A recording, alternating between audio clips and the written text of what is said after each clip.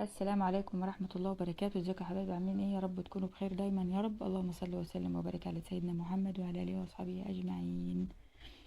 وحشتوني كتير كتير كتير كتير، بقالي 4 ايام او 5 ايام ما نزلتش فيديوهات. النهارده جايلكم بقى بوصفة جامدة جدا، اخر 3 حاجات موجودة في الدنيا. وسق الموز للبشرة وللشعر، اوبشنز جميل جدا، بشرة وشعر. انا هخليك كده، بصي جوزك هيشوفك في الشقة مش هيعرفك من الجمال ومن الشعر، والله العظيم من كلامه خلاص. اولا هنبدأ بوصفة الموز للبشرة. ايه لازم نعرف بقى ايه فوائد الموز اللي هحطه على وش ده، يعمل لي ايه حبيبتي؟ اللهم صل وسلم وبارك على سيدنا محمد وعلى اله واصحابه اجمعين. في بينتج بينتج بروتين وكولاجين للبشرة، بيحافظ على رطوبة البشرة ونعومتها، وبيحافظ على وبيقلل كمان من جفافها ومن ظهور التجاعيد والخطوط الرفيعة، وبيجعل البشرة أكثر شبابة ونضارة وزيادة تألق ونضارة للبشرة، والتقليل من آثار الندبات بما فيها ندبات الحب الشباب، وحماية الوجه من الآثار الضارة للشمس، والتقليل من الانتفاخ تحت العين. هنعمل ايه بقى؟ هنهرس حباية موز، وبنحط عليها معلقة عسل، وبنحط عليها نص ليمونة، وبنمسكها بقى نخلطها كويس قوي قوي قوي مع بعضها، وبنحطها على الوجه من 10 لربع ساعة، من 10 دقايق لربع ساعة. وقبل ما تغسلي وشك بتفركي وشك بالماسك ده، وتغسليه بمية فترة، وبتنشفي وشك بحاجة قطنية كده، عشان خاطر ايه وشك، يعني اصلا لو من غير ماسك لازم تنشفي وشك بحاجة ناعمة مش حاجة خشنة. وبيقلل الانتفاخات اللي تحت العين كمان اللي في الوش دي. وبيحوش السمار اللي تحت العين. لا بصراحة هو حاجات جميلة جميلة جميلة.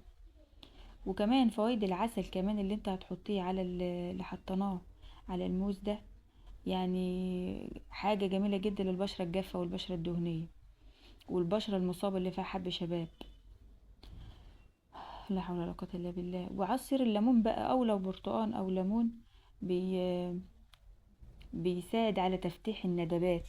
يعني لو في ندبة ماء خبطة مطرح حب الشباب، الحاجات دي جميلة جميلة جدا، مش قادرة اقولك.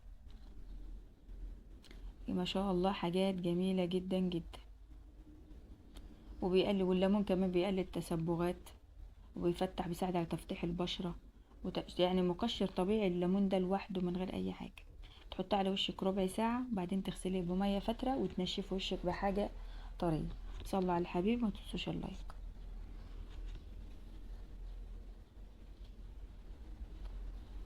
هندخل بقى على الوصفة التانية بتاعت الشهر. طبعا انا كنت بتكلم في الفيديو بوصف لكم على مدى أهمية الموز والماسك ده للوجه. جميل جدا والله، مش هتندمي لو عملتيه، مش هتندمي، لان دي كلها حاجات مفيدة في البيت، مش هتضرك، مفيهاش مواد كيماوية تأذيكي او تتعب بشرتك بعدين. بالعكس، كانتش هتفيدك وتغذي بشرتك وتفتحها وتنورها، لان الوش والشعر زي الجسم بيتغذى، عاوز معادن وفيتامينات وبروتين وحاجات من دي.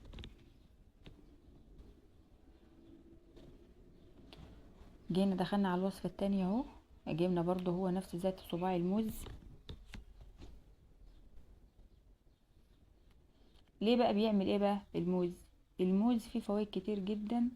بيخلي شعرك فيه لمعان والله من اول استخدام، وطراوة للشعرية كده، وفيه حمض الفوليك الغني اللي بيعزز لمعان الشعراية وبيحافظ على ترطيبها وطراوتها، عشان فيه فيتامينات. وزي هم اصلا بيستخدموا الموز في صناعة البلسم. اللي ما تعرفوش بقى، دي معلومة حديثة بالنسبة لك. البلسم بتاع الشعرايه اللي بيطر الشعرايه وبيحافظ على لمعانها وترطيبها ده، بيبقى مصنوع من الموز. فاحنا هناخد صبع الموز ده اللي غير عاطفي نقشروه، وهنهرسوه كويس قوي، وهنضيف عليه العسل.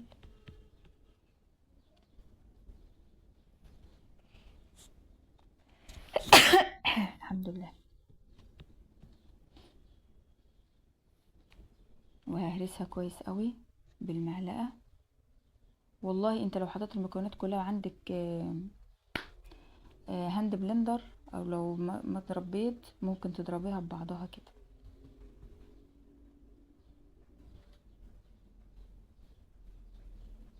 ده ماسك طبيعي للشعر. الحاجات الكيماوية دي كلها مصانع عاوزة تبيع، والاعلانات اللي كلها عايزة تبيع. محدش هيقولك على الوصفات الطبيعية دي، ما هم لو قولك على الوصفات الطبيعية دي مش هيشتغلوا. فاحنا دايما بنلجأ للطريقة الاسهل، مع ان دي اسهل بكتير وموفرة. يعني ما فيش في بيتك بيضاية، معلقتين عسل، صباع موز كنت هترميه وتمسكيه تهرسيه، ومعلقتين زيت زيتون، وبيضاية، وتمسكوهم تهرسوهم كويس او هاند بلندر او معلقة كده كويسة او مضرب بيض، وتمسكيه تعجنيه. الموز كمان فيه مواد مضادة للأكسدة في الموز، بتعمل على تغذية فروة الراس وتعزيز صحتها يعني، بيعكس كمان بشكل إيجابي على صحة الشعراية، وبيخلص الشعراية من الإجهاد اللي بيأثر سلبا على صحة الشعر. والله العظيم أنا عملتها على شعر بنتي، أنا ما كنتش هصور النتيجة، بس والله العظيم من حلاوتها. يعني كنت هعمل لها واغسل لها وخلاص، بس ما شاء الله والله العظيم أنا انبهرت. غسلت شعرها وبشد الفوطة بنشف، لقيت الشعر في ايدي حرير ناعم جدا ما شاء الله، وفيه لمعة غريبة. هتشوفوا معايا في اخر الفيديو النتيجة عاملة ازاي. مش هتخسري حاجة، انا ما بقولكيش على حاجة تضرك، والله ده حاجات هتنفعك بالعكس جدا. انت هتقولي احط بيض واحط ريحة شعري، حبيبة قلبي شامبو، تغسلي شعرك الاول بالشامبو وتنشفيه، وبعدين تحطي الماسك ده على شعرك، تقعديه نص ساعة، من تلت ساعة، من 20 دقيقة ل30 دقيقة على شعرك، وتربطيه بالبونيه او كيسة مشمع، وتقومي ربطها على شعرك ولف عليها فوطة، او تلبسي عليها بندانة، وتقومي غاسلة شعرك بالشامبو بتاعك عادي جدا، ولا كأن في ريحة ولا كأن في حاجة خالص. حطوا لايك وصلوا على الحبيب عليه الصلاة والسلام، ما تنسوش تشتركوا في القناة وتفعلوا جرس الكل عشان يوصلكم مني كل جديد. تمام. دي بقى بتعالج القشرة الشعر. انا والله انا محتارة اقول لكم ايه ولا ايه على النتيجة، بس شوفوا بنفسكم بقى. والله العظيم دي كانت النتيجة مسافة ما غسلت البنت شعرها. شايفين اللمعة؟ شايفين الشعر مفرود ازاي؟ بسم الله ما شاء الله اللهم بارك، صلى على الحبيب. شايفة مفرود ازاي؟ ما شاء الله ما شاء الله اللهم بارك. شايفة اللمعة؟ بالله عليكي شايفة اللمعة طبيعي ازاي؟ اقسم بالله خيال، خيال ما شاء الله اللهم بارك. صلوا على الحبيب عليه الصلاة والسلام. النتيجة دي وادعيلي. كل سنة وانتم طيبين، وناس بدخل العيد الكبير. متنسوش اللايك. باي.